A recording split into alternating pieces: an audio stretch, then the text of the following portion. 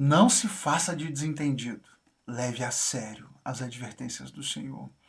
É com essa reflexão que eu quero encerrar com você a nossa leitura do Antigo Testamento. E quer saber de uma coisa?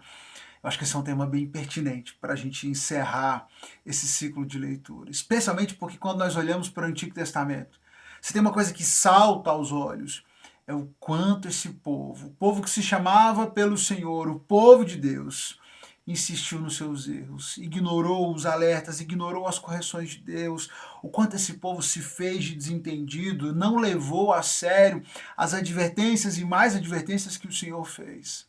Um povo que teve todas as chances, e algumas mais, mas insistiu no erro. Insistiu em resistir, tapou os ouvidos, encheu de perguntas e questionou tudo, mas em momento algum levou a sério ou assumiu a sua responsabilidade. Um povo que persistiu e insistiu em se fazer de desentendido. Isso precisa servir de alerta para mim e para você. Tem coisa mais irritante do que gente que se faz de desentendido.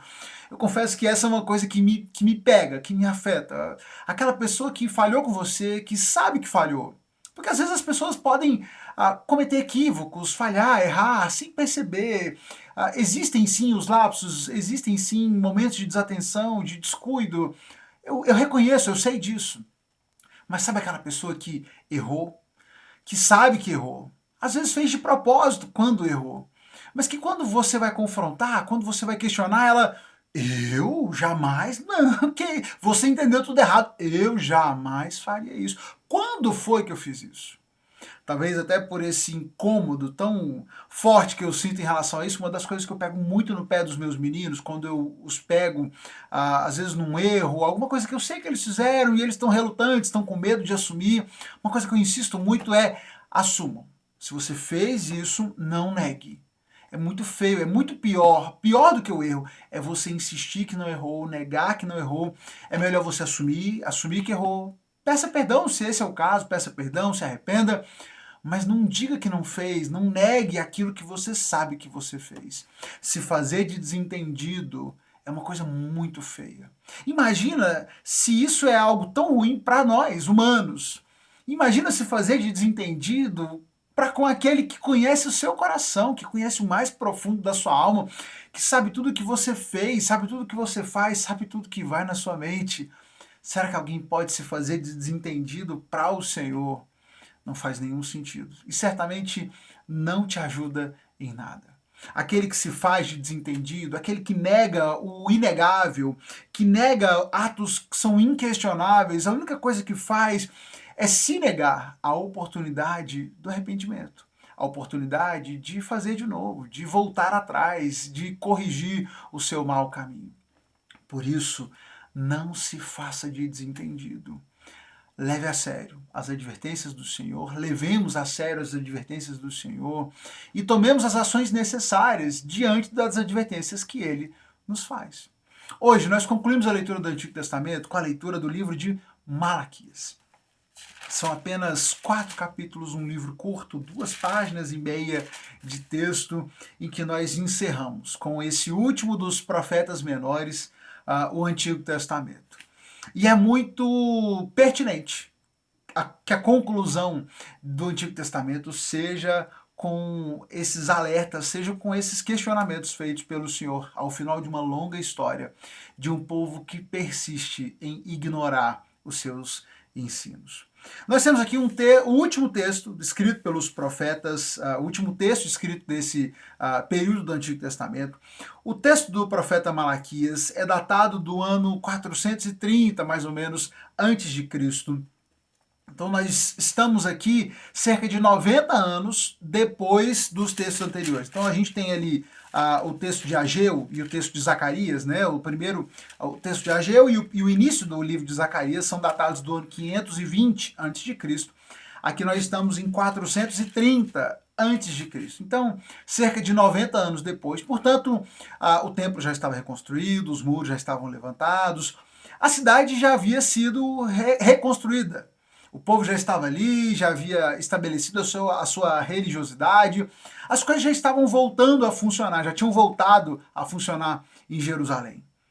Mas também não tinham A reconstrução tinha sido feita, mas o povo não havia sido regenerado, renovado. O coração do povo continuava distante do Senhor. O templo estava reconstruído, o povo estava de pé, a religiosidade aparentemente estava em dia, mas o povo continuava distante do Senhor.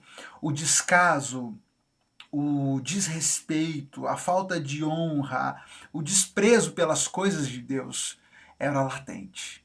E o livro de Malaquias, o profeta Malaquias, vem trazer muitos desses questionamentos ao povo.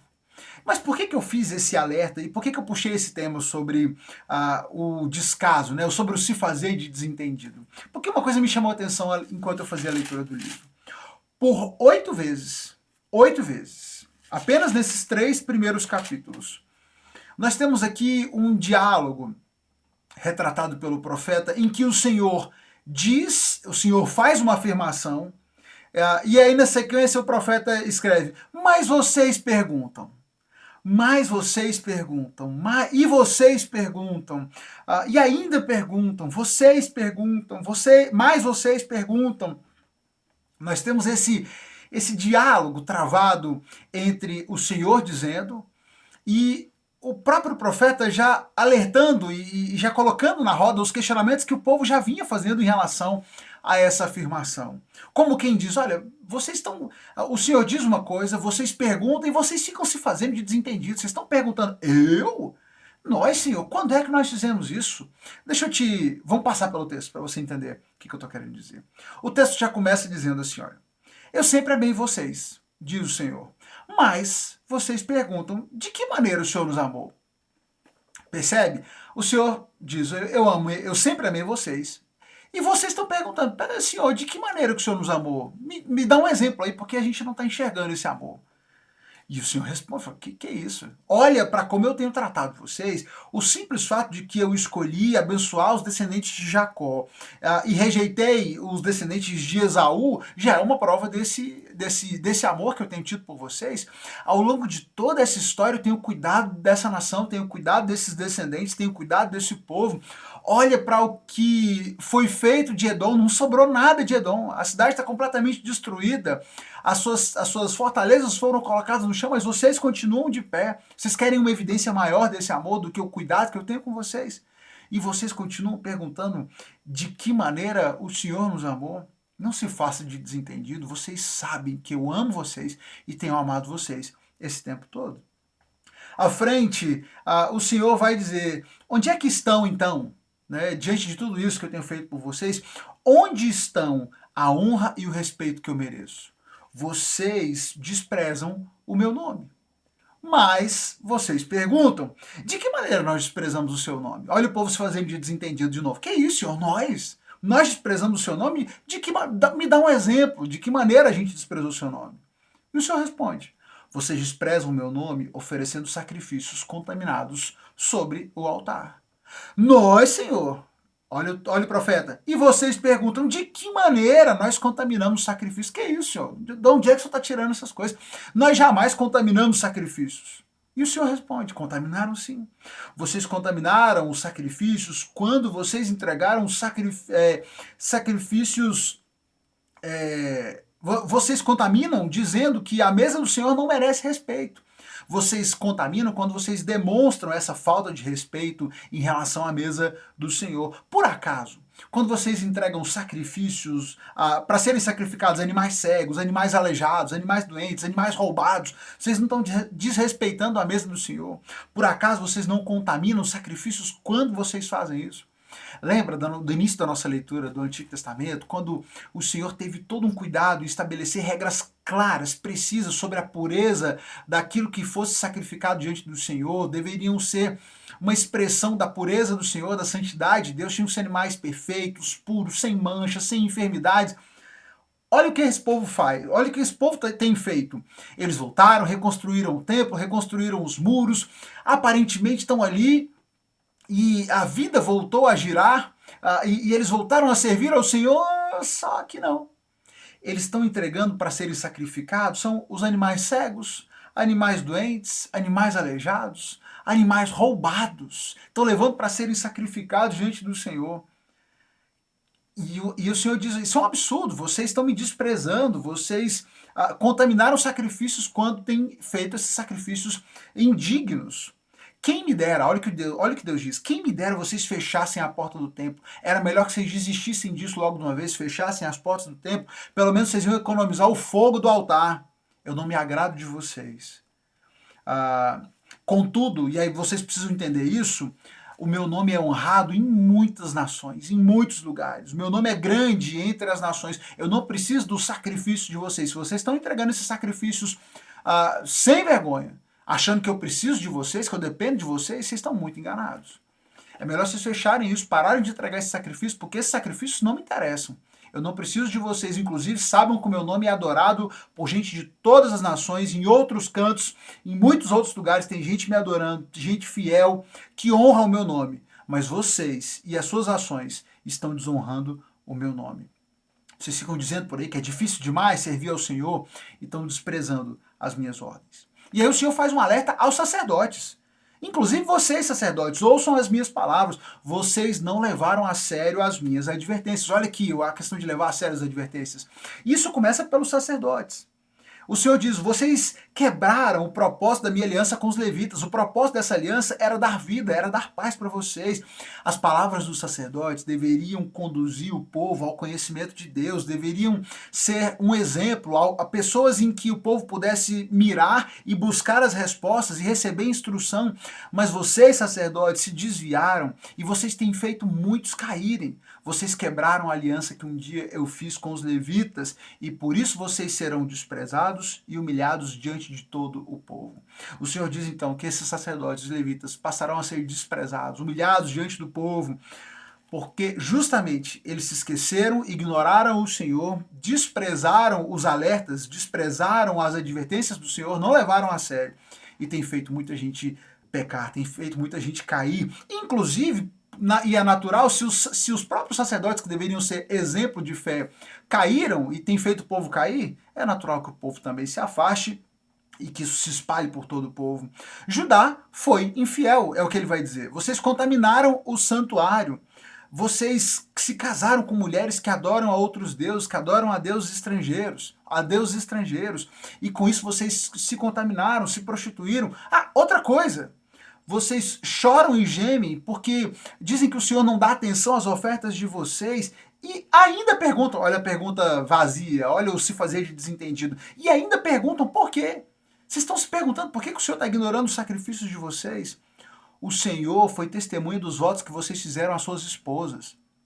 E agora ele tem visto o que vocês têm feito. Vocês têm ignorado, abandonado as esposas da juventude de vocês. Os homens têm abandonado as mulheres da sua juventude. Têm abandonado o casamento, o compromisso que fizeram quando eram jovens. Têm trocado por mulheres novas, por mulheres de outros povos. Têm sido infiéis às esposas com as quais vocês estabeleceram um voto diante do Senhor. O divórcio é abominável aos olhos do Senhor. Eu odeio o divórcio.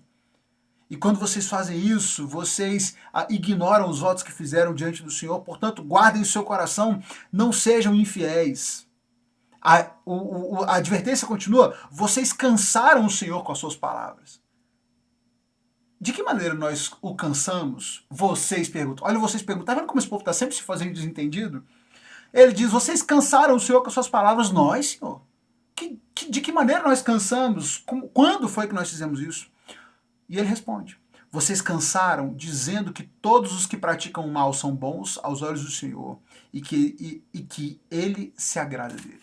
Vocês cansaram o Senhor quando vocês ficam dizendo para que toda essa gente má, perversa, que me desagrada, que desobedece os meus mandamentos, quando vocês insistem em dizer que eles são bons e que o Senhor se agrada deles. Quer saber de uma coisa?